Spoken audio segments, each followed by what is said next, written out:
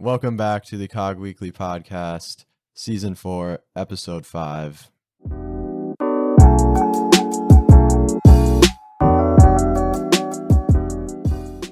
Yes, we are back with Episode 5, here bringing you guys an interview about FPL, which is starting in around 2 weeks from when we're recording this, maybe even less. I'm not sure the exact dates, but super exciting that the Prem is coming around.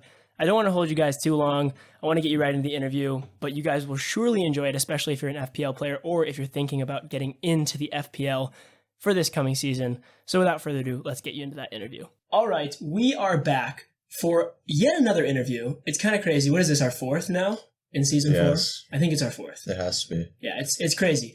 But in this episode, we have an injury genius, double game week expert, Mo Salah merchant, who is ranked among the most high in last year's FPL, and is also my dad, Dr. Chris Larson, or as they call him in the FPL community, FPL FC Groinpull. Welcome to the podcast, Dad. Thanks, guys. Thanks, guys, for having me on. I appreciate it. Yeah, we're really looking forward to enhancing our FPL repertoire during this episode, because people who weren't in the Class on Grass podcast, or the COG Weekly, should I say, as we rebranded, the COG Weekly FPL League last year, if you weren't in, you won't know. But if you were in, you will know. Me and Mac were probably among the worst in the entire league. So it's good that we can learn from the best to try to improve ourselves for this coming season. Well, yeah, I'd say when both of us didn't touch our teams really for the whole season, it's probably a good thing that we have advice at the start, so then we have a decent team if we end up doing the same and not touching the team again. Exactly. That's probably a good idea. Before we get into the episode, I just want to give everyone the code if they want to join our league. So if you want to join it, it's an invitational league. It is called COGM Kings of FPL. Once you get in, you'll see that. And the code is 6JOAA5. I'll say that one more time. 6JOAA5. And you can join the COGM Kings of FPL League. It's going to be a really fun season. We're really looking forward to getting into it, switching around our teams for the most part as long as we can. I don't know how long you're going to last. I know I'm going to try and go all the way, but I don't know how long you're going to last. But it's going to be a fun season. I'm pretty sure of it. But the man of the hour right now, Dr. Chris Larson, FPL FC Groinpull. We need to talk about you. We need to let the fans know, how you do your magic, how you work your magic. So we're going to start off with sort of why you got into FPL. Usually when we do an interview, we like to start off with the beginning of their career in that field. So the beginning of your FPL career, what got you into it and what drew you to the game? Yeah, it's a good question. So I've only done it for 2 seasons. And the first season, the reason I got into it, to be honest, was because of you guys. We have a family that's into soccer. I didn't grow up with games like FIFA where I knew all the players, and you guys had lots of reasons that you, in addition to watching soccer and playing FIFA, you're really familiar with the games, you're familiar with all the different leagues. So when you guys came up with a league, I thought it would be fun to do it, and got involved the first year, and mostly for fun at first. And At first, yeah. So I was kind of thinking, we're Brighton fans. So I had like Neil Mape up front, and, I had all these players that I was putting into my own team, which I think a lot of people do, and that's fun.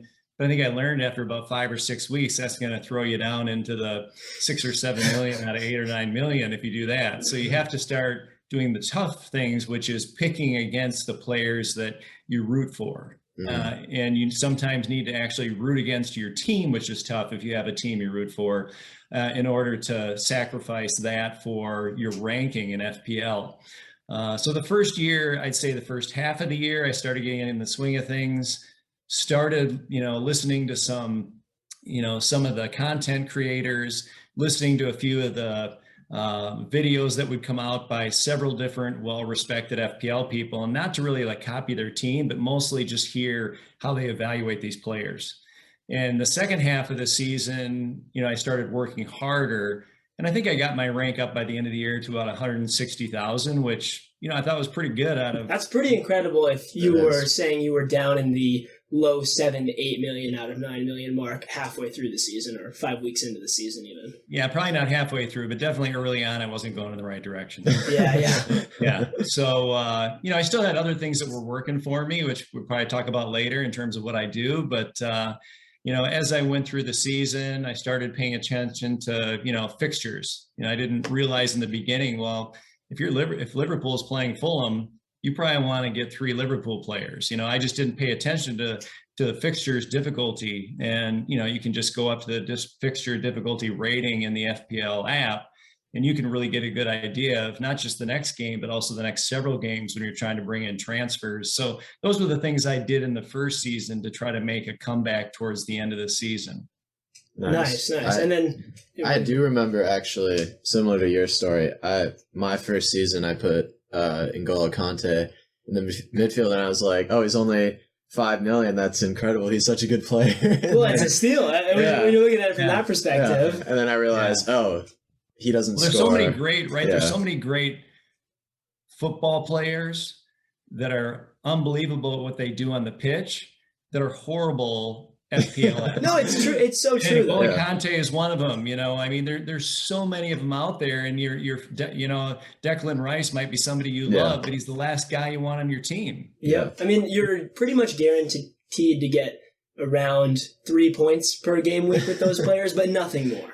No. Yeah, and maybe not even that. Yeah, maybe if they don't get a clean sheet, then you're not even getting the 3 points, then you're just getting the 2. So, like you said, good to stay away from those players, especially for people that might be interested in getting into FPL for the first time this season. Don't go for the CDMs. Don't go for the center backs that may be on a lower level team in the Premier League. You're not going to rack up very many points with those players, and it's really going to hurt you in the beginning of the year. So outside of the whole, us, me, Mac, the rest of my friends, and then also our whole family being into soccer, getting you into FPL, what do you think draws you to the game specifically? What aspects of the game do you think you really enjoy and make you so into it compared to maybe a different game that you might be able to play online or in the soccer world? Yeah. Well, number one, I love sports. I love people that do something at the highest level better than anybody else can do. And so if you're following, English football, you're seeing the top level of football, in my opinion.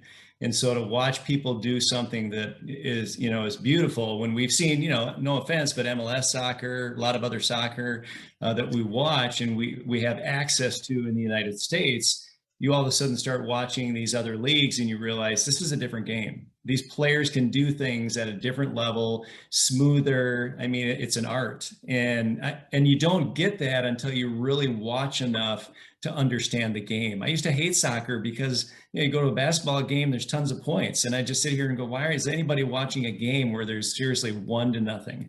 And all I thought that mattered was that one goal. I never really understood the buildups and the defensive schemes and all that goes into it, and understand that every team has a different attack and has a different way that they form. And maybe from game to game, there's a difference. And honestly, not just watching you guys playing the game, but also playing FPL made me realize the intricacies of each of these teams and how they play. So I think it's really just a sport. I love sports. To be honest, I probably have somewhat of an addictive personality. And so once I get into something, I really go all out. That probably helped me in my career. And I think it's probably been something that maybe go over the top following FPL as well. So a combination of staying engaged and loving the game. Nice. Would you say it's like kind of for us, we love watching the game, but that's not enough for us. We do the podcast because we love it so much. Is it more like that? Like fantasy is just another thing you can add on to it to enjoy the game? For sure. 100%. And the other thing I'd say is when you're playing fantasy, would I get up at 6 a.m. on Saturday and watch soccer for, 8, 9, 10 hours? I love watching it because I love the game, but it's that added incentive to actually sit down and watch and root. So it actually makes the entire season that much more fun. Mm-hmm. You're 100%. Part of it, like a player. No, it does. Exactly. Or even more, a manager of a team. You're literally the manager of your FPL team. You have to decide who's going to go in that week and who's not going to play. And then it's all reliant on the actual managers of the teams, whether they play those players and how those players do. So you're taking a gamble. You're saying, here's who I want to go in, here's who I don't want to go in. And you have fully invested yourself into those players, at least for the week, which is a cool thing that I don't think any other game can give you. Sort of that connection to reality and the virtual world. You know, you get that sense of you can do what you want and you can play this game in the virtual world, but it also is so dependent on how the real world works, which I think is a really cool thing that you don't really get in any other games other than fantasy sports. Yeah. So they're awesome for that. One other question that I had, the people probably don't know this. They probably heard in the beginning that I called you Dr. Chris Larson, not Mr. Chris Larson. So you are a doctor. You work in the sports medicine field. If anyone's more curious about that, they can probably just look up your name and figure more information about you as a doctor. But do you think being a doctor in the sports medicine field helps you to be able to pick players for upcoming games or upcoming weeks? Yeah, I mean, you know, that is probably the biggest advantage I have, obviously, because I mean, I can say that I have worked with teams at a high school and college level and even professional sports teams. And so I've been a team physician for these teams. So I'm the one for our teams making decisions about who's going to play and who's not going to play. So I'm pretty good at knowing if somebody gets injured, what are their odds of being able to get back out there? And it's funny for me to listen to other people talk about, oh, they might be back. Maybe they were in training. Somebody spotted them on the sidelines, you know, and I'm sitting here like there's zero chance. So I probably know better with the injury side of things, which is actually pretty common, a big part of soccer, who I think has a chance to play and I can just, you know, include them, or who's not going to be there and I just take them right out. And a lot of other people just don't know that. The other thing in the first year that helped me a lot was, I mean, it's a horrible thing, but having all of the COVID, you know, cancellations and everything. And that was a huge part of what we did in my own profession, is trying to manage that. So I kind of knew when these teams were getting in trouble and when a team was going to cancel or when there was going to be a match that might be called off. And so I was pretty good at moving away from those teams when I knew that, oh, we're going to get into trouble over here. I'm getting off those players. So that was actually an advantage for me in the first year as well. But I think it helps me for at least that part of the game, which, you know, it's not the main part, but it's significant. How accurate are those, like 25% chance of playing or 75% chance? Not very accurate. They're not at all, because everybody, unless you get carted off, everybody starts at like 75%. Yeah. And then as they get all of the manager updates, it starts dropping. And Interesting. If I see somebody pull up with a hamstring and they come off the field and they don't go back on, they're not playing the next week, but they'll be 75% in the beginning of the week. So I know. Interesting. That's so cool to know, because I almost always use the FPL percentages to decide whether my players are going to play or not for the next week. And it doesn't work out too well for me. So I'm glad that I have that insight now. Although I don't have the actual medical knowledge to know if it's a real hamstring or if it's not. I can try at least and maybe do a little bit better in those regards. Yeah, I'll text you. Yeah. Sounds good. You'll text the whole podcast, every fan. Like, you guys, nice, he's not there this week. Yeah, that's great. The other thing you can do is you can actually look up who's in training and who's not on certain days. And do they post that? Yeah, the media takes pictures. And so basically what the media will post is so-and-so not spotted in training versus spotted. So you can actually, if you have one of those players who it's unclear, you can look up and see if they were spotted in training or not. Is that just like on Twitter and stuff? Yeah. Mm-hmm. Interesting. Okay. Nice. So moving from the reasons that you are so good at the game and what got you into the game to last season, which just backs up how good you were. You finished in the top 5,000 in the world and top 100s in the US. What do you think brought you such success last season specifically in the game? I know you already touched on some things, you know, all of the different methods that you have to evaluate whether players can play or not and who's going to be good. And you talked about the difficulty rating of the next matches. But what do you think was, you know, maybe one of the most key things to your success last season? Yeah, I would say number one, I stayed engaged. So, you know, when I'm in the car driving, I'll just put on, you know, one of the content creators and kind of hear what's going on for this week. What are people thinking about? I stayed engaged in that I knew not just what was the next match, but I started to look 5 matches out so that I was creating a team that I could easily make subs, move around, and I knew most of my players had good fixtures coming up. So I think that was also a big part of it. And one of the other big things in the first year is I would just feel like I'm busy, so I'd make my transfer on Monday, and then they'd go off and play in Europe, and then they were injured. And so I really tried to hold off, because if you transfer early, you can make money on your team. But I really tried to hold off and wait until the last minute for all my transfers. And I think that made a big difference for me. Okay. Yeah. And so those were the things that you did, but then about your team specifically, who were the most key players, I'd say, because at least, you can always say Salah or De Bruyne. Well, he probably will say Salah. I'm in the house with this guy every single day, and I know how much he loves Mohamed Salah, so he's going to say him regardless. Yeah. But I love how he plays. He's not my favorite player, to be honest. Yeah.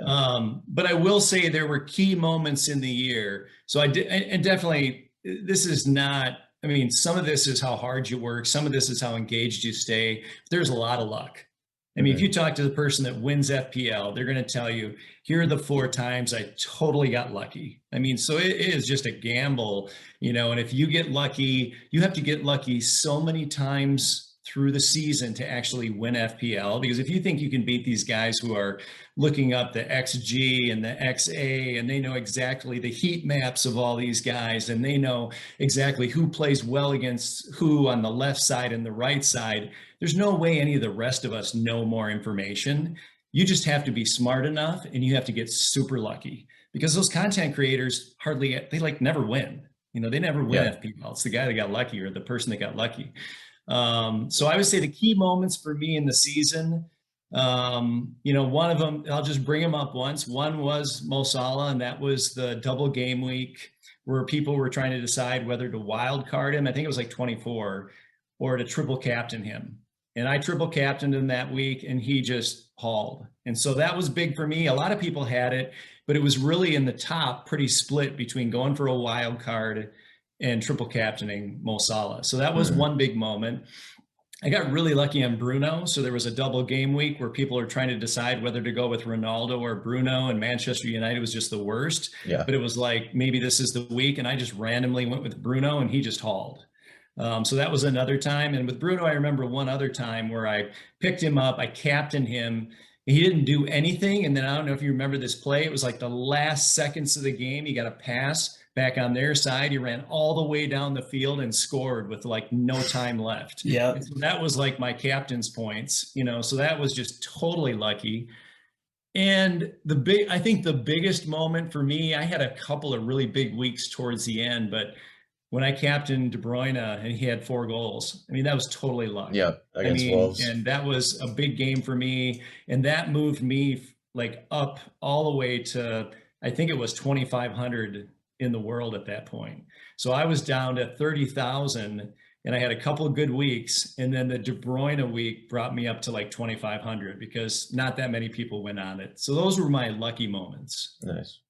Yeah, well, obviously, with any of these games, you do need a little bit of luck, but it's the consistency, always trying things, staying on top of your team and making sure you're doing your research. And I emphasize staying on top of your team for the 2 people that are in this room right now, but it is the consistency of that and putting the work in to make sure that you always have that chance of getting lucky, because you could have one time that you're lucky throughout the year, you could have 2 times, but if you really put some effort into it, as you've said, and you have the skill and the brain to figure all this stuff out and put all these moving pieces into one puzzle that works, you're going to get lucky more than other people. So at the end of the day, the hard work brings you more luck. It's like that saying, the harder you work, the luckier you get. It's definitely true in fantasy sports, because it is a luck-based game, but the more you work, the more opportunities you have to get lucky. Yeah. So, it's great to see that hard work propelled you to such a high standard last season.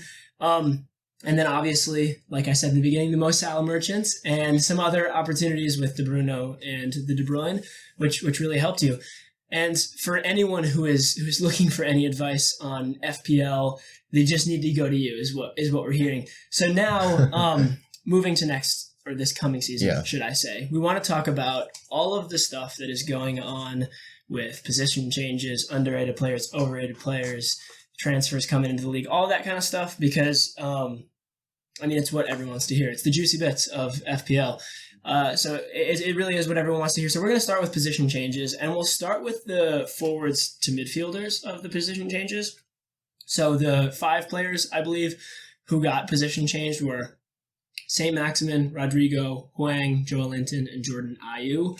Were any of these players that you have looked at, debated putting in your team, or debated adding to your team later on? Yeah, I mean, St. Maximin might be somebody to consider because I think he can still get assists, but I don't have any interest in any of those players. I don't think they're good FPL assets, and I would basically just look at that list and say the position change doesn't impact anything for me. Okay, so especially, so you even think the forward to midfielder position change isn't a huge deal for these players, because obviously it means that they could rack up more points if they were to score goals. Yeah, they get another point for a goal. They get a point for a clean sheet. So again, but I just don't think the level of player that each of them are really makes a difference for me. I think there are players who could move from forward. I mean, if you move Harry Kane from a forward to a midfielder, I mean, I think I'm jumping all over that one. But I just don't have enough interest in those players to have that advantage play out. But the forwards do get more bonus points. So, that's the other thing you have to remember. But it's still, in the end, in my opinion, better to be listed as a midfielder. Yeah. Okay. So then the reversal, midfielder to forward, there were 3 players, Jota, Havertz, and Mbeumo. I know I heard you talking about Diego Jota a little bit earlier in maybe 2 weeks ago or 3 weeks ago when FPL was just coming out and the position changes were being released. Specifically with Diego Jota, is that someone that you're interested in bringing into your team this coming year? At some point. The problem is he's got a hamstring injury right now, and so he hasn't been playing any preseason, and Klopp has been really kind of like he's just not fit, he's not there. So I still would consider bringing him in, but I still potentially rate Diaz higher because he's listed as a midfielder. And I mean, and Darwin scored 4 goals, I think, yesterday in preseason. So, it's hard for me to say, but I might even potentially be on Darwin, depending on what happens with him and Martial, more than Jota. Do you think start of the season probably won't be starting then? Do you think Luis Diaz has kind of taken over that winger position? I think Diaz will get a couple of games. I think he's guaranteed, my opinion would be, for a couple of games. I think Jota will, be getting limited minutes. I think with the 5 subs, maybe after a couple of games, then he starts coming in on the 60 mark, because I think we're going to see a lot more players with 5 subs now being used. But I'm not sure he's going to get a starting position. And if Diaz doesn't look good, I would guess somewhere around game 3, you might start seeing Jota come in. Okay. Interesting. That's very good to know. I don't have Jota in my team. Did you have him in your team? I did not either. Okay, no. So we're all on the same page there with how we're feeling. I think a lot of these position change players as well. If 9 million as well is quite a lot. Who? 9 million for Jota. No, it definitely is. And if we're looking at midfielders, defender, it's Canos and Dallas, and I don't think many people. Did you choose either of those? Canos or Dallas? I did not. So all of the position changes. Well, I picked Huang. Okay, so he picked right. Yeah. But I mean that's a decent shout. I think so. What do you think about Wang Hee-chan? I think he's okay, but I'm not sure that he's first choice right now. So I'm a little worried, whether he's going to get enough time. But I think if he comes on at 60 minutes, I think in 30 minutes he can score. And I also think Jimenez. I mean, he's definitely someone at this point who isn't the same as he used to be. So it's possible he could drop out and he could come back in. So I don't think it's a bad shout, but I'd want to watch that for a few weeks before I jumped on it. Okay. Definitely. But that concludes all of the position changes that we've gotten from the FPL. And obviously they don't have full say over these because it's really just who was playing in a different position for the majority of the season. But obviously maybe would have liked to see some other players that had more of an impact with these position changes, because it's always nice, but we didn't get those necessarily this year. I think I would agree with what you said on most of those players. They're not really ones that you want your team to start out the year. Again, you never know. 2 weeks in, Diego Jota might have 8 goals. You can't. It's true. You can't predict it in the Prem. But at the moment, I think that we're all sort of on the same page with how we're rating those players. The next one or segment that we want to talk about, and this is one that I'm really interested to see where your head's at, is the underrated ballers section.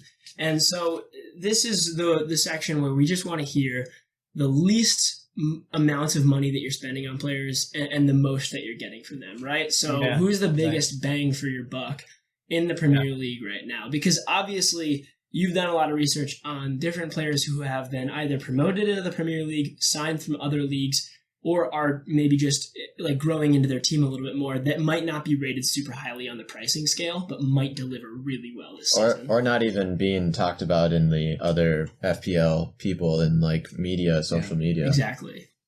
Yeah, so I mean, there are some that are really being talked about that are, again, underrated, underpriced. One of the people everybody's talking about is Pedro Neto, because he's only 5'5" as a midfielder, and I think because he came off an injury and really just got back towards the end of last year, he may be their best attacking player if he's fully healthy. So that's a really cheap price to get a midfielder for.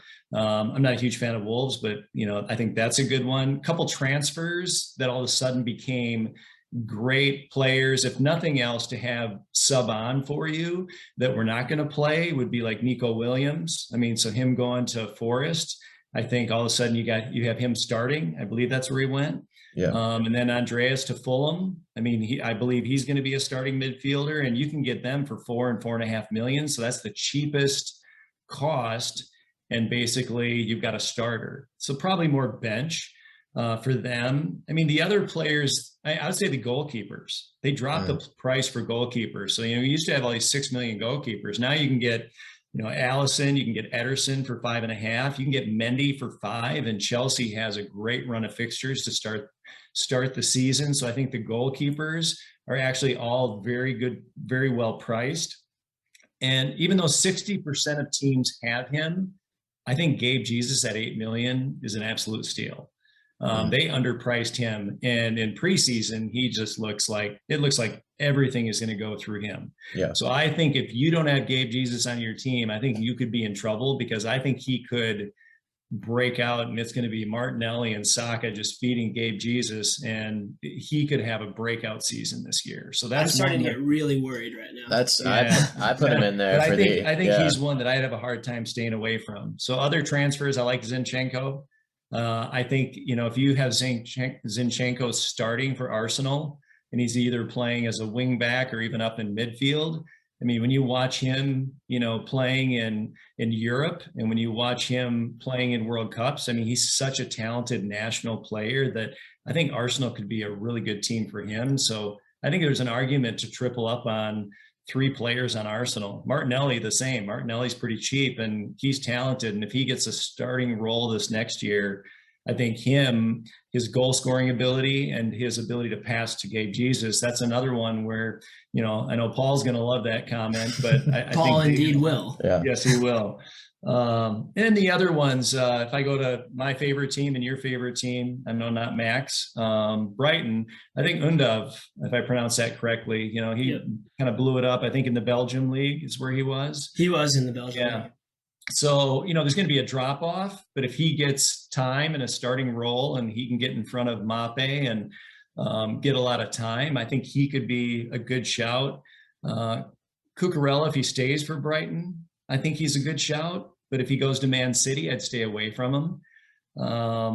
I think, if you look at Fulham, Mitrovic, not to start the season because they don't have a great run of fixtures, but I think eventually if he can do anything close to what he did in the championship, he could be a great call for this year too. So, I mean, those are just some that I would look at as being lower priced and probably more bang for your buck, but it's always a gamble. It is. Yeah. You talked about how you want to stay away from Marc Cucurella if he goes to Pep Guardiola's Man City. And I know that many FPL content creators and people in the world of football who follow the Premier League who aren't even FPL players use the word Pep roulette quite frequently because of the way that Pep rotates his squad. So do you think there are any Man City players that are necessary to go with? I have one in my squad. Mac has one in his squad. Do you have 2? Yeah, we have the same one though. Okay, so we both have one of the same players. Yeah. I won't reveal it until you say, because I want to see if we have the same ones that you were interested in, but then he also had another one. But who do you think from Man City, if any, is worth putting in your FPL team? Well, all of them have a caveat. I still think De Bruyne is their best player, but with the way it's set up, you can't spend that much money. I think Cancelo, because of what he did last year, his attacking threat, even though he shoots 30 times and doesn't score, he's just a bonus point magnet.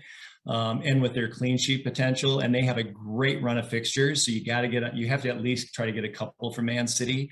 I think he's good, but again, if Cucurella comes in and goes on the left, I think Cancelo goes to the right. And if Cancelo goes to the right, he isn't quite as effective there. So then I'd have potentially some issues. Everybody's gonna, 60% of the community, I think, is going for Haaland. I know everybody loves him. Again, the nice shiny toys, right? Everybody's excited. He's a beast. Everybody loves him. And what I would say right now about him is there's a good chance I'm going to put him in my team and he's not there now. But right now I have Kane, because I know with Kane, I'm going to get 90 minutes every single game. And I think Spurs are going to be so much better this year with the transfers they've made and with Conte kind of getting that team gelled. So I'm a little worried that Spurs are going to go off and I'm not going to have enough of their players. And Haaland hasn't played a minute yet preseason. And Pep just came out and said he's not fully fit. And he's had some kind of lingering stuff going on. And if you remember last year, the only knock on Haaland is that he gets injured. Yeah. And he doesn't miss tons of time, but he'll miss 15, 20% of the seasons with little injuries. So I'm still waiting. I think tomorrow they play Bayern Munich, I think, in Green Bay. So I just want to see if he suits up and plays. But just in their last game, 1 or 2 days ago, he was in civilian clothes, just sitting down. He wasn't even dressed. So I'm a little worried about that. So Haaland would be one I'd say if he plays preseason. Cancelo would be the other one.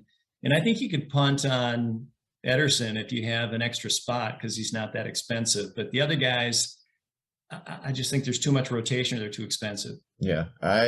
So we both had Haaland. I actually had another Man City player that I forgot about. Yeah, I had De Bruyne as well because De Bruyne and Haaland seems like the same. They do miss like maybe 5 to 10 games a season, but I'd say De Bruyne maybe even more. Yeah, and it is pretty consistent that way, but I think just he will start if he is fit, and Haaland as well. If anything from the Bundesliga that we've seen, it is domination.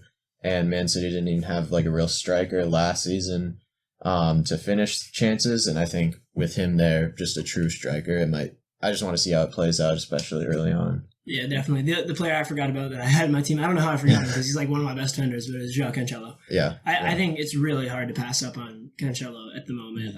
I don't think, did you have him in your team? You did not. I went for Reece James instead of Cancelo. That's an interesting shout. Yeah. I just find it so hard. I voted João Cancelo as my player of the season last year in the Premier League, and that's quite a out there decision. But I feel like I have to stick by my voting and my opinions about last season. I feel like he was fantastic. I don't even I know you said if Cucurella comes in, they might displace him to the right side. I don't even know if he could do that. I think Pep would move Cucurella onto his weak side before he moves Cancelo. So it's quite an interesting, predicament Pep might have himself in if he gets Cucurella, but I don't think he's going to go anyway. So I'm sticking with Cancelo. I have Haaland as my team as well. I just can't go without him. I want to root for him so hard when he comes into the Prem because he's such a talented player. And I know how many talented players come into the Premier League and flop. And I'm so scared that he's going to do that. And so I don't want him to do that. So I'm just putting him in my team, hoping for the best. And if he does well, I can say, yeah, I pushed him there. I was part of the supporter group that was behind him. Exactly. That's good. But yeah, I don't know. I can't pass up on Haaland. That's just my opinion. Yeah, I don't think anyone can at this point, just based on the hype. Hopefully he lives up to it. But who is your marquee signing? So who, maybe it's every year, the past couple of years that you've played, who you're like, right away, I'm getting these players, even if they haven't had maybe they're up and down, who are like the consistent players in your team that you don't really switch out throughout the season. Yeah. So, the people that on my current team, the people that aren't going to change at all are going to be Trent. There's no way I'm going without Trent. So remember, this year, the defenders are cheap. And the top four have unbelievable schedules for the beginning of the season. So Man City, Chelsea, Liverpool, who else am I blanking on? Arsenal, whatever, and Spurs. So they have unbelievable starts to the season, and the defenders are the cheapest. So I think you have to have three so-called premium defenders, in my opinion.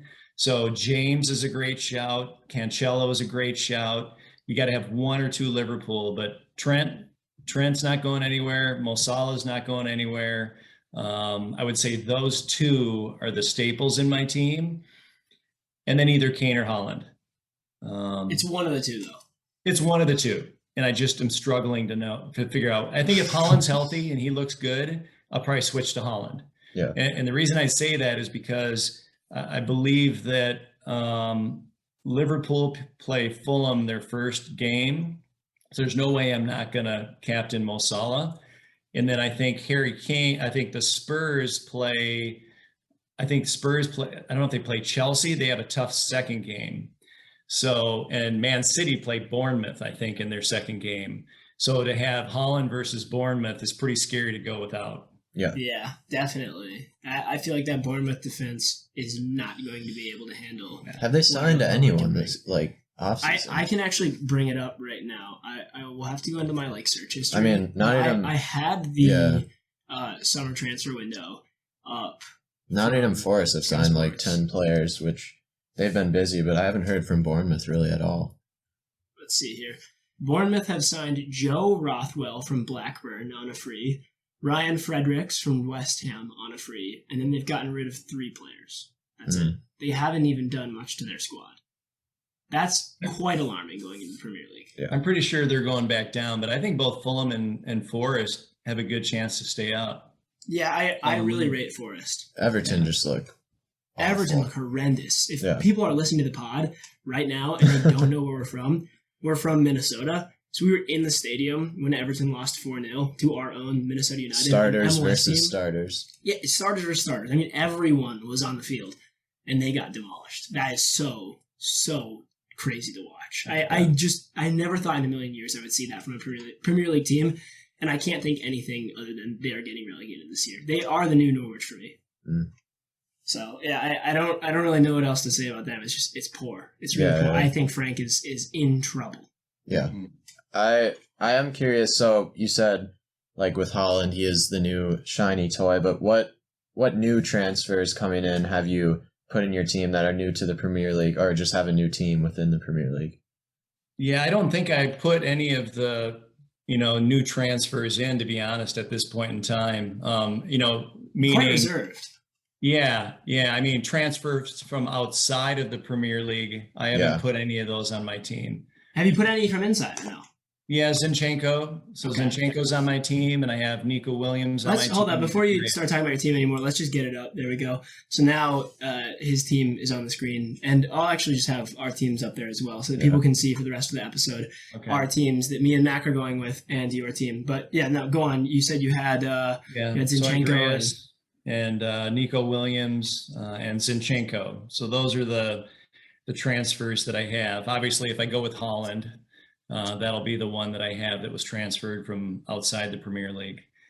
But I still would want to keep an eye on the other thing. If you look at transfers from Bundesliga to Premier League, there is a between 25 and 50% drop in their overall performance when they transfer to the Premier League. And the best, I think, whoever came in from Bundesliga, I think was Aubameyang. And I think he was actually the Golden Boot the year he came in, but he still dropped 25%. With regards to his attacking output. So I think even if, if Haaland drops 20% and his goal threat's only, 0.7 goals a game, he's still going to be incredible. Yeah. But that's the thing I have a harder time with is just knowing how is that going? How is their ability to play in one league like Undav going to transfer to the Premier League? Yeah. It makes me nervous. So I like to see them for a couple of games first. Yeah, it is quite interesting to try to evaluate the retention of stats that you get between leagues if you transfer, right? Serie A to Premier League, we've seen with Lukaku, it's quite tough. But there are other players that have shown us that it's not, like Kulusevski. It's Tottenham. And it's so interesting to see the type of players and the different leagues that they're coming from and whether they do well or not. It's such a mystery. This whole Erling Haaland thing is still on my mind. It's such a mystery. Even like season to season, like one name is Jared Bowen, who probably not many people had at the beginning of the season last season, then goes and gets whatever, like 20 goals or 20 assists, something in all competitions. And this season, he's obviously priced a lot higher because of that season, but I don't think many people are going to pick him again. Yeah. I'm curious to think, like, what do you think about him as an option? Because he is pretty expensive in a West Ham team that, you're never really sure how West Ham are going to do each season. It's one of the most and they're playing gambles. Are they in Europe again this season? Not quite sure. No, yeah. Yeah, you just hope he's not going to be the Weghorst of the Wegosaurus. That was a fail. Yeah. Absolute fail. But there's been other players that have been similar to that. Sebastian Aller for West Ham comes into the Premier League, doesn't do anything, goes back to Ajax and has a double figures year again. So it's crazy how the leagues work. And then you see Ajax, I mean, they're going far in the Champions League last year, right? Yeah. So it's not like the team isn't good. They do well against high quality opponents, but for some reason I think it might be a confidence thing, a media thing, week in, week out you're playing against less quality or a lower quality other teams. So then maybe when you go to the Champions League, you have more confidence going into it. I really don't know what it is, but it's so strange. Like, how do you even evaluate that? Do you just look at the straight stats, like the numbers, and say, okay, this player coming from this league, usually, like you said, the Bundesliga, there's a 20 to 50% drop. Yeah. I just have to watch him. I mean, that's the one thing is like, I to be honest, I look at the stats, but I don't like the stats because you could literally like pass the ball to Bruno Fernandes back right in front of your goal and he can run all the way down the field and score and you got an assist, right? Yeah. Or you could just have a ball that somebody else shot right off the side of your leg and then Harry Kane knocks it in and you got the assist. So I really like to watch the games. That's the other reason I love watching the games is I love to see who looks like they're ready to do something. Even if they're not scoring, you just know, oh my gosh, they are playing. Like, I think there was one time we were watching Bruno and you were like, he is just incredible. Like, he is just spraying the ball everywhere. Yeah. Something is going to happen. And you can see that. So I like the eye test myself. Okay. Yeah. It's probably the best way you can go about things if your soccer IQ and knowledge is good enough to read the game and see how players are playing. Finally, before we sort of conclude the FPL segments of our podcast, as we want to make sure that all our fans are ready for the season to start, I'm going to just read off like a couple, I don't know exactly the number, it's around 10, I think, maybe a little more, transfers, and I just want you to rate them 1 to 10. 10 being, I need them in my team, 1 being, get them away from my team as fast as you can.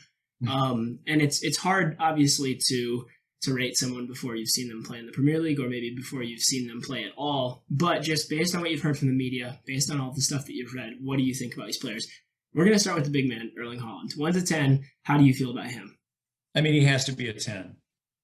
I mean, to be perfectly honest, he has to be a 10. If he can play, if he's healthy and he's out there, he's an 11. Okay. Mm. Yep. Perfect. Darwin Núñez, Liverpool, their big man that they're trying to compete with Man City to get that marquee striker signing. Obviously, it's hard to compete with Erling Haaland, but they're trying. Yeah. I would give Darwin a 8.5 if he plays, but I'm worried that he's going to be a 6 because I'm not sure how many games he's going to get. Mm. Nice. Next, Raheem Sterling, recently transferred to Chelsea, looking to maybe get some more game time. I'm going to give him an 8 because I really like it. But the problem is he's 10 million or, that makes it hard to get. Yeah. So from a pricing standpoint, I just don't know if he's worth the price, but I think he could have a great year. Yeah. And now Koulibaly for Chelsea. Now almost or somewhat soon, maybe Jules Koundé joining that back line with Thiago Silva. What do you think about him as an option? So Koulibaly, is that who you're saying? Yeah, Koulibaly. Yeah. We just said possibly joining Jules Koundé as well, who might be coming to that team. I think he's great, and I think, to be honest, I rate him high because I think he makes the other defenders better because their chance for clean sheets is higher. But as a center back, right, I think he's a center back. Yeah. I'm not big on center backs because their attacking threat just isn't great, so I like to stick with the wing backs, but I love him because he makes the likes of James a lot better. Yeah. Okay. Yeah. That's my team. I want him on my team. So what's your rating for him? To be on my team, I'd stay away from him just So because lower end. I'm going to want 3 other Chelsea players before him. Okay, interesting. Following that, and I think I know what you're going to say with this player, but it's Mr. Gabriel Jesus for Arsenal. Yeah. Honestly, I mean, I'm going to give him a 9. Okay. Because of his price and because he's going to get, I think he's nailed every game. I think he's going to play most of every games unless he gets a fluke injury, and he might even be on penalties. So at his price, he's right up there with Haaland based on his price, but I'll give him a 9. Okay, nice. One other player that I know you have in your team that we need to evaluate is Alexander Zinchenko, recently transferred to Arsenal as well. And I mean, like you said before, great opportunity to put him in your team, but I'm curious as to what you think on the numbers scale he is. I need to see if he's actually, there's a chance I take him out because I'm a little worried, is he going to get time? Because they do have, a number of other defenders that can go back there. And if he's going to play midfield, you got people like Smith Rowe. You don't know if he's going to get time. I mean, there's so many different people, but at the current time, I'm going to give him about a 7. Okay. If he gets time. Next is Christian Eriksen to Manchester United. Was at Brentford last season, but moved to United because of the Ajax connections with Ten Hag. He's a good price. If Ronaldo doesn't come back, I'll give him a 6.5 at this point in time, because I don't know, with all the talent around him, could somebody like Rashford be a better bargain? I don't know, but he's so good that I'm going to start at about a 7, but that could go up. I like that pick. Okay. Yeah. It could be a sleeper. Yep. Following that, we have someone who's in my team. Jesse Lingard recently transferred to Nottingham Forest. I rate him a lot. I was just singing the Lingard song earlier today, so I'm happy to have him in my team, but you don't have him in there, so maybe not a super high number. Well, I haven't made any changes in the last couple of days, and you couldn't get Lingard before, I think, today even. I love Lingard. I was on him when he made that run a couple of years ago with West Ham and just went crazy. The thing I don't know is I'm a little worried, is Forrest a good enough team for him to produce? Because if he's the most, dangerous midfielder they end up having, are they just going to mark him and then there's nobody else who can do anything? So I just worry that there's not somebody else to detract from him to allow him to do what he wants to do. I love him, but I'm only going to give him about a 6.5 right now because I'm not sure how to integrate with that team. Yeah. Okay, interesting. And Nick Pope at Newcastle United. He was always a pretty safe option with Burnley in the past, but they're now relegated. Yeah, I think they have okay fixtures to start, but not great. But just over the course of a season, I rate Newcastle's defense pretty high. I think they could even be better this year. So, I'll give them a 7. I like some other keepers better, but I like Newcastle's defense. So you're looking to save some money on your keeper. You'd go maybe, would Nick Pope be in the top ranks for that lower echelon keeper who's going to get time? Because obviously, there's the likes of Rob Sanchez as well, who I quite like, and then Southampton, who signed Gavin Bazunu. Yeah, Bazunu as well. So there are some other lower-priced keepers. Would you still maybe go Nick Pope over them if you're looking Probably to save not. money? I'd probably go Raya if he starts. He was the highest scoring keeper per game last year. He makes a lot of saves, and he's only 4.5. So I would probably go with him, but they did sign a new keeper, so I just need to make sure that he's actually going to start. Okay. Who's your 2 keepers? I don't have your team pulled up right now. Yeah, I have Mendy right now, and then because I was pretty sure I'm not going to need too many other players from their team, I have Caballero. Okay, nice. Well, I mean, it's I'm quality. sorry. I'm not sure he's going to get a minute, but... No, here's the thing that I read. I was doing a bit of research on fantasy, and now, obviously, you're quite above my echelon of knowledge, but you don't need 2 keepers. You need 1 keeper who's going to play. Your other one is a throwaway. Take someone for $4 million. That's all you need to do. Save the money for your outfield players. Yeah, it's true. I don't know if you agree with that. I agree with that. I mean, in an ideal world, you would have a keeper and the backup keeper on your team, but the problem is that means you don't want 2 other players on that same team because he takes up a spot. So you're saying the keeper in the back. Interesting. Yeah, So, but it has to be from a team where you don't want 2 other players. Yeah. Otherwise, the backup keeper stops you from getting that 3rd player. So you wouldn't want Chelsea or something like that. Yeah. Last player I'll let you say him. He's someone who's in my team, and I think he's going to be class I this feel year. like you should say it. You want me to say it? Do you know how to pronounce it? I don't. I don't know how to pronounce it. I don't know if anyone in this call knows how to pronounce it, but it's Awanigi. I think that's the best that I can do. That sounds pretty good. The Forest player. Yep. So my thought is maybe him and Lingard can put up enough quality to let Lingard break free, or maybe him break free. If you don't know his stats, 15 goals last year in the Bundesliga for Union Berlin.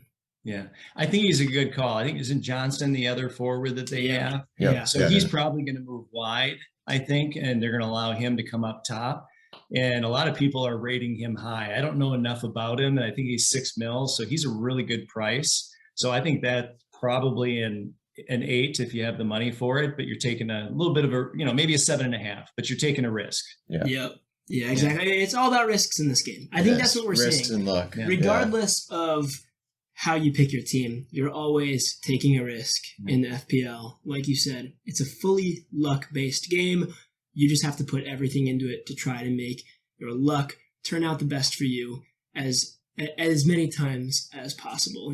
Like I said earlier, the harder you work, the more you put into it, the luckier you're going to get with this game. Yeah.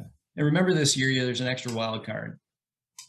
There is. I don't know, because over the World Cup time, there's unlimited transfers. So basically, once you get to that time point, so a lot of people are going to do a wild card between 4 and 8. So if you don't like your team right away, you can do an early wild card, because over the World Cup time, you're going to be able to make unlimited transfers. Interesting. Yeah. Okay, that's really good to note. Also, how do you think the World Cup is going to, or that whole time period is going to affect the Premier League? Because I'd say probably the Prem is the league that's going to have some of the most amounts of players in the World Cup. Yeah, it's going to be some people that are going to be nailed because they're not in it. Yeah. It's like Mo Salah is going to get rest. And so he's somebody you want to think about coming back. But then you're just going to have to keep an eye on it. Enjoy the World Cup, but you're going to have to keep a close eye on injuries, because, I think that's why they're doing unlimited transfers. Yeah, well, it would have to be. You never know who's going to get injured, and you don't want to get screwed over just because of a player that's gone to play for his national team. I want to find a large fixture. Yeah, I want to find the best players that aren't in it to know who's coming back fresh. That's going to be one of my strategies. Okay, it's a good strategy to have.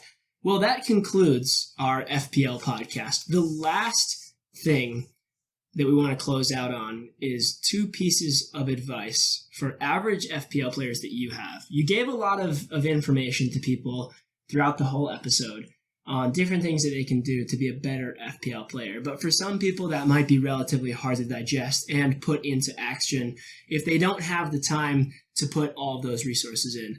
So, what are the 2 most important things that you think you have done that have given you success? The 2 most important things I would say is be patient on your transfers. Make them at the end of the week if you can.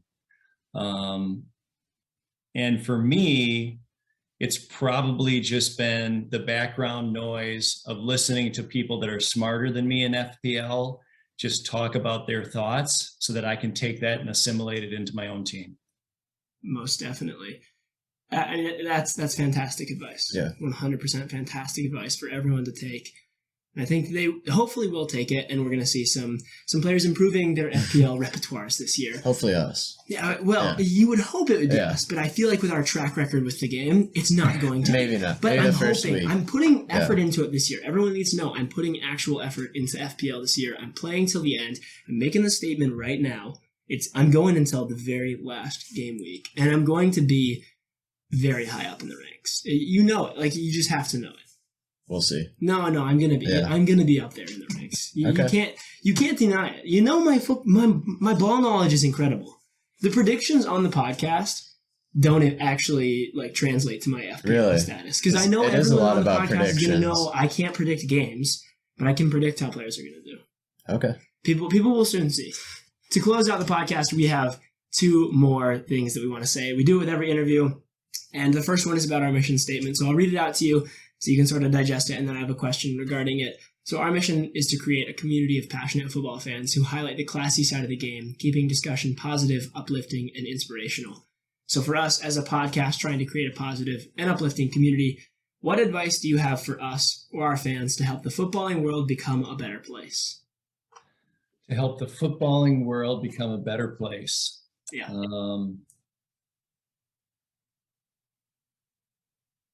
I would just say, keep your eyes open, see the beauty around us, keep an open mind, and talk to other people about what you love about this game.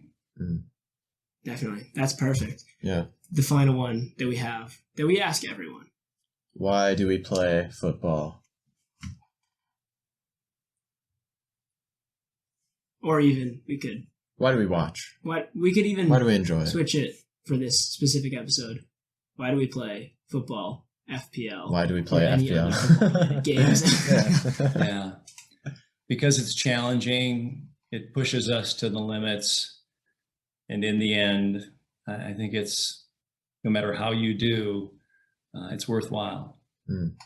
Wonderful. That's a fantastic response. I mean, it's up there with the greats. It is.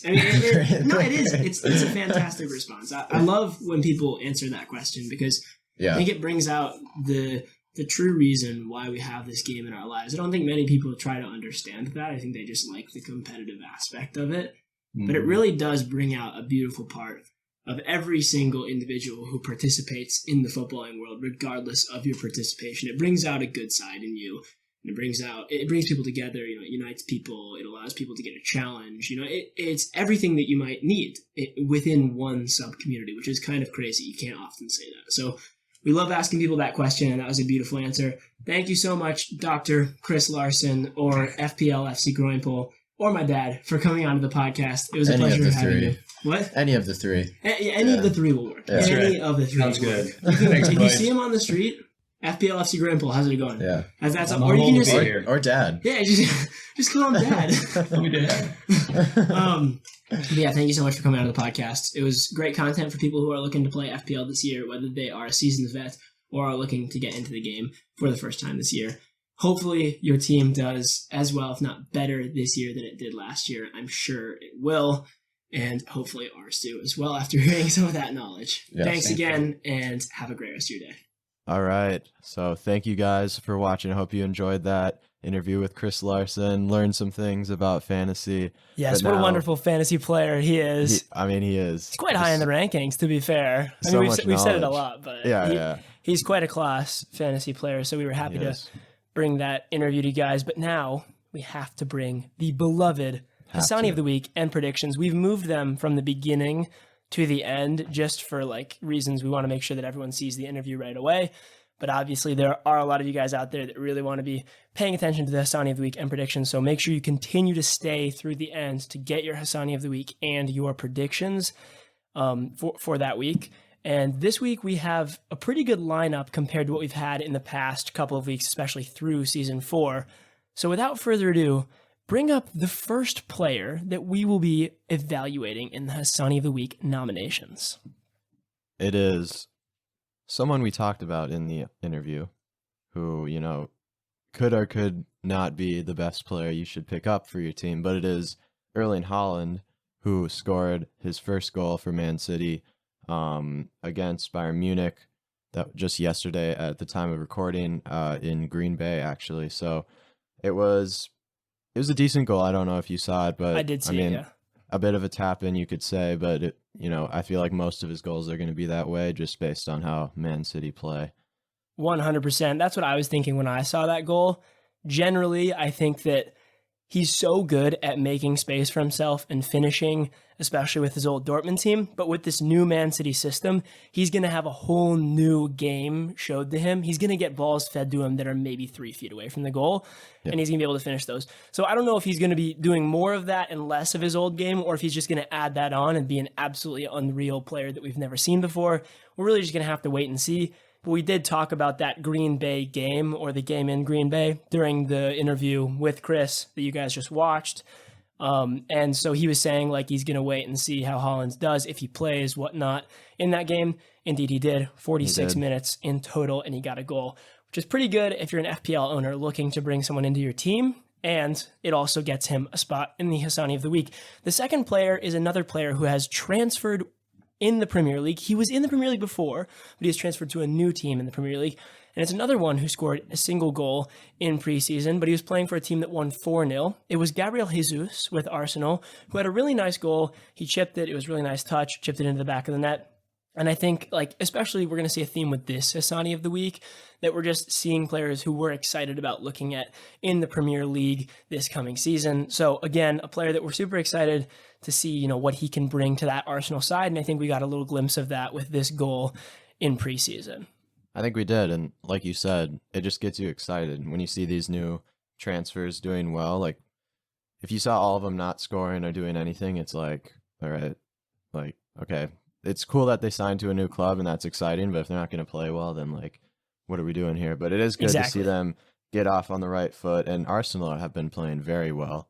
I don't know if you've followed their preseason scores, but yeah, 4-0 against Chelsea is a very decent result. But yeah, and then thirdly, another transfer, this time on Liverpool, Darwin Nunez, who had a lot of the hate was coming towards him. He hadn't been scoring. Yeah, people were, but he subbed on, I believe, and scored 4 goals in Liverpool's preseason match, and it more than shut up the haters, I'd say. 100%. I mean, I did not expect to see that from him in preseason. If anything, I expected that from Erling Haaland, who obviously hasn't gotten the time to maybe do that. But I would have expected it from Haaland before I saw it from Darwin Nunez, especially because those two have been compared a lot as they're the 2 big money striker signings for the 2 best teams, or the 2 teams who have been the best in the Premier League. But yeah, like you said, he shut up the haters. He got 4 goals, and I don't really know how that's going to translate to his Premier League performance or his success rate throughout this coming Premier League season in goal scoring in particular. But I am excited. It gets me much more excited to see what he can bring to that side. Obviously, there's a lot more competition for Darwin Nunez's spot than maybe Erling Haaland's spot. I think Haaland pretty much has that one secured unless he's injured. But I'm really excited to see what he can bring to this side. So yeah, I think it's, again, just really exciting stuff with all 3 of these players. Their transfers either new to the Premier League or have new teams in the Premier League. And overall, we don't know what they're going to bring. They've been off and on. Like with Gabi Jesus, he's had seasons where he's barely played at all and had seasons where he comes on and scores 4 goals like this past season and still doesn't play very much because of the team that he's on. So it's just exciting to see what these players can do with new teams or with new opportunities that have been put in front of them. So without further ado, who do you think wins the Hassani of the week for you? Is it going to be the one who scored the most goals? Is it going to be the one who's most exciting to you? What do you think for this one? Personally, I don't think I rated him as highly as maybe I should have when he first came in, but I think Darwin Nunez should be getting this Hassani of the week. 4 goals in any game is very impressive. I think Jesus has scored, he scored 2 goals in his debut preseason match with Arsenal, so it's not even his best performance of the preseason yet. Haaland, like you said, a bit of an injury and getting up to fitness, so he's, coming back. He only scored 1 goal. I think Nunez probably outshines both of them in this regard with 4 goals. So yeah, I'm going to take him, and it's going to be scary if he keeps up that form for Liverpool this season. No, yeah, I completely agree with you on that front. It's a surprise if he can continue this form. Like you said, it's going to be scary. And I don't always like to go with the player who had the most goals or the most statistically outstanding performance to win the Hassani of the week. Sometimes I like to value the other things that you give to the team, but especially in preseason when you're not able to see the whole game frequently or you're just seeing the highlights. And then on top of that, it's a lot of squad rotation, a lot of testing things out. You kind of have to just look at the stats. What did you do in the game? So for that reason, I think I agree with you, Darwin Nunez. So he wins the Hassani of the week for season 4, episode 5. Congratulations, Darwin, for winning this Hassani of the week award. The first one where we're doing it technically over Zoom. We did the interview in the studio, but the first Hassani of the week that we're giving over Zoom, just so you guys know, there will be more like this in the future. Actually, a lot more like this in the future as we are both moving across the country away from each other, but we're still committed to bringing you guys the podcast throughout the times when we're away. And we will be back in the studio sometimes. But yes, congratulations, Darwin Nunez, for the Hassani of the Week, Season 4, Episode 5. Moving on to predictions. Well, we have to see the score. Oh my gosh, dude, I nearly forgot. Wow, thank you. Dude, that would have been catastrophic. Yeah. Catastrophic. Okay, what do you think? Okay, no, you got to go now. Okay. Yeah, no, it's my punishment for forgetting. It is your punishment. It is. Okay. Think on the spot here. Now, first, so I can think, I'm going to explain to anyone who's new to predictions or to Hassani of the Week about like what the rating system is. So with every Hassani of the Week, we give a rating out of 10 to their performance. Now, oftentimes you'd think if they're winning the Hassani of the Week, their rating would be pretty high because they always had a good performance. But this is the rating of the best of the best. So you can have a 4 out of 10 and still have a great week. It's just that you're not getting the 3 goals in the Champions League semifinal like Karim Benzema. You know what I mean? That's a great example from last season if you listened through season 3. So it's sort of just a scale that we keep to see who was the best of the best and who was, not the best of the best throughout the entire season. So for Darwin Nunez, I would give him a much higher rating, except for the fact that it's preseason. And so I think the fact that this preseason has to lower it down. He still scored 4 goals. I still rate the performance. I'm going to give him a 6.5 out of 10. Okay. I mean, it's respectable. Yeah, I think so. I mean, it's similar to what we've given in the past couple of weeks, just based on, like you said, the fact that it's not in season. But I'm going to follow you with that one, and I'm actually going to go with a 6.5 as well, just because it's like, is it going to really make a difference if I go 0.2 above or below that? Not I really. think you've gotten kind of spot on in the range that I would have gone for as well. So I think we can agree on that as a 6.5. Yeah. And I think the other, reasons why we gave 6.5s were maybe a little bit different. The players that were earlier in season 4, we gave to, I think it was Quinn Sullivan and not remembering the exact other players. I don't have the sheet up. I don't know why. But they were playing in international competition, right? Even though it's a little bit maybe lower level than these teams, it's maybe higher stakes. So I think it all kind of evens out in the end to around that 6.5 range. So Darwin Nunez gets a 6.5 for his award of the Hassani of the Week for Season 4, Episode 5. I've said Hassani of the Week, Season 4, Episode 5 probably 6 times now in this episode. Well, yeah. So, count along at home. yeah, it's another one of those count along ones. What was that from? Was it from 2 episodes ago where I said, what was it? Do you remember what I was saying? You had a saying during the interview. I can't remember anymore. No, how did I forget? Okay, whatever. Yeah, we'll have to look back on that one. No, I can't. This is gonna bug me the rest of the episode that I can't remember it. Dude, what was it? Whatever. Okay, now I need to get on with it. Now we're moving on to predictions. We have 3 games, all of different levels. Some of them that matter and are in the U.S. One of them, should I say, is in the U.S. Open Cup. 2 of them are club friendlies, but they're all pretty good games. We're gonna start with probably the highest profile teams playing as Barcelona versus Juventus. Pretty big game that is coming up, and I think it's on Monday, tomorrow. So when this podcast is releasing. So what do you think about that game? Probably when people are listening to the podcast, they can look back and see if we were correct or not. It's true. I am going to go for Barcelona. We talked about before we recorded their huge win against Inter Miami, where, teams like Everton are losing 4-0 to an MLS team. So I'm going to go with Barcelona. I think, it's going to be interesting to see the Frankie de Jong situation. But I think their midfield is probably going to be fine without him. It's just he doesn't want to leave, which makes it, a bit tricky for the transfer situation. But Depay has been scoring. They just signed Rafinha. I think their attack is going to look pretty interesting this season. But yeah, Juventus, I'm not so sure about. Obviously, Weston McKennie, huge role in that team. But one of the best players in the world. Yeah.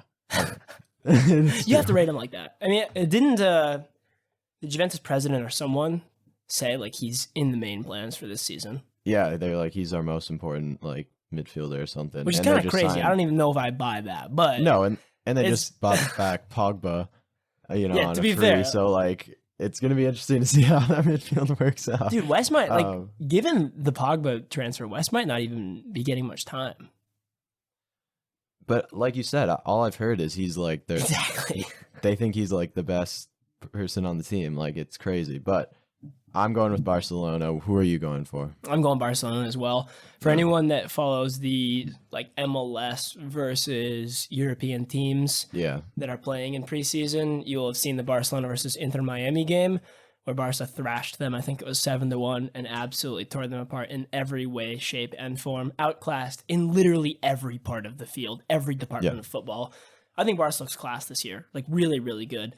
What Xavi's doing with them is fantastic. I can't wrap my head around how much he's been able to improve that team over the past however many months to a year. So, yeah, I'm going Barca for this one. And it's, what do we get, 1 or 2? I can't even remember the rules. Do we get 2 that we can agree on? 2, yes. Okay, so we have 1 more that we can agree on, but luckily the next 2, or at least the next one's sort of a toss-up. But the next game is Sacramento Republic versus Sporting Kansas City. It's a U.S. Open Cup game for all of you U.S. Open Cup fans that are listening to the podcast. It's sort of interesting side note just to put out there before I go into the whole prediction of the game. Sac Republic were accepted into the MLS in 2019. They started as a club in 2014 and they were accepted into the MLS in 2019 due to start competing in 2022. That was pushed back to 2023 because of COVID. But just recently, Sac Republic missed a payment. You can look up, there's a lot of different articles about it that could probably describe it better than I can on the podcast. But Sac Republic missed a payment in their overall $200 million bid to get into the MLS. So that has stirred up a bunch of controversy within the owners of the MLS to see if they can actually get in or not. They're not necessarily reliable at the moment, or so some owners think. So there is some question about if Sac Republic will be competing in Major League Soccer in the coming years or not. I think it's a toss-up right now, but a huge loss for the city of Sacramento and all Sac Republic fans if they don't get to play in the MLS in the coming seasons, because they are a very well-established USL Championship club. And it goes to show, because in this U.S. Open Cup game, I think they're in the semifinals right now, and they're playing Sporting Kansas City. So they've beat out a lot of MLS teams to get to the place that they are right now, and now they have to beat out another one if they want to advance. Mac, what do you think about the prediction for this game? Well, I mean, it would be a lot of teams in California in the MLS. You know, San Jose, both the LA teams. It would be crazy. Like, it would be a lot, but, you know, Sacramento's pretty far from LA, and it's quite a large city as well. So, like, yeah, I think it'd be fitting. And like you said, they're always in and around the late stages of the U.S. Open Cup, or even like the USL like finals, like all of those games. Their name always keeps popping up, so they are a decent side. Sporting KC haven't had the best season this season. They have kind of fallen off, but they're still in the hunt for a playoff spot, I guess, or maybe a wild card spot. But I'm gonna go with Sporting Kansas City because I think, well, first of all, they beat Omaha, who Minnesota United lost to in the U.S. Open Cup. So obviously Omaha are one of the best teams. I mean, Omaha are probably better than Everton, if we're being honest. They have to be, yes. That's just how it works. So no, yeah, it is, statistically speaking. Yes. So I'm going to go with Sporting Kansas City on this one. I'm sticking with the MLS powerhouse here. Who are you going with? I'm going to go... This is a tough one. Now, this is a strategic pick for me, right? Because the next game, I don't really want to go differently than you. So I'm also going to go... Or I'm going to go Sac Republic, not Sporting KC. I think it's unlikely Sac Republic advance to the U.S. Open Cup final. It would be crazy if a lower league team were to win it, especially because of the disparity between leagues in the United States. Yeah. You know, in England, they're a lot closer together because of the promotion relegation system that we don't have here in the States. So it would be crazy if a lower league team were to win the U.S. Open Cup. But I'm going to root for Sac Republic, mostly for strategic reasons, but also because I like the club. Minnesota's own Patrick Weah did play there for a couple months out on loan. And I would just like to add, before we move on to the next game, on top of the 4 existing teams, San Jose, also LA, and then Sac Republic, if they came into the MLS, the San Diego Loyal also accepted a bid into the MLS. You would know San Diego Loyal if you looked at my shirt from the Jose Ferrer episode. That was the jersey I was wearing. So that would make it 5 teams in California, which is quite crazy to see 5 Major League Soccer teams there. So it might be right for Sac Republic not to get that bid if San Diego Loyal do enter, because that would be outrageous. But yeah, I'm going for Sac Republic to advance to the U.S. Open Cup final, I think. Now, let me just look it up real quick. No, I need to look it up real quick because you never really know. Let's see here. It's definitely semifinal or quarterfinal. No, I think it's late, I think it's semifinal. Yeah. Let's see here. Apologies to anyone listening if they know this. Yeah, no, it's semifinal. So I got it right. Yeah. Yeah. Because I was following it, but I didn't check before. But the last game that we're going to predict is Real Madrid versus Club America. Another club friendly game. Club America is a team with quite a bit of history, not as much as Los Blancos, but they do have quite a bit of history. Yeah. So what are you saying on this game? Well, based on what you did for the other prediction, you might know which way I'm going to go here. I might have to go with Real Madrid, which I think you might also. There's a chance there to double up again, but Real Madrid coming off the Champions League win, I really don't see them. I think they'll play their starters. I think, as we've seen in a lot of the friendlies, it's mostly first half starters, second half rotation players, but I think even their bench is pretty deep. So I think they'll get the job done against Club America as a nice friendly leading up to the season. And what is your pick here? I'm going the exact same as you. Yeah. There's no way I'm going Club America in this game. Now, obviously, they might win. People know me as the one who likes to choose the underdog team. I have the philosophy that the underdogs are hungrier, which is also, it's true. You can't deny it. It's true. But I don't think Club America plus passion and hunger is better than Real Madrid minus passion and hunger. That's like the equation that's going on in my brain. So I'm going to have to go with that. Mm-hmm. Well, that sort of concludes the prediction section and the Hassani of the week. Let us know. You can DM us or email us if you still use that, or anything else that is sort of a way to contact. Any way to contact us if you want to share what you did for your predictions and see if they were different or better, and see if you got better predictions, outcomes than us. And let us know what you think of our Hassani of the Week choice.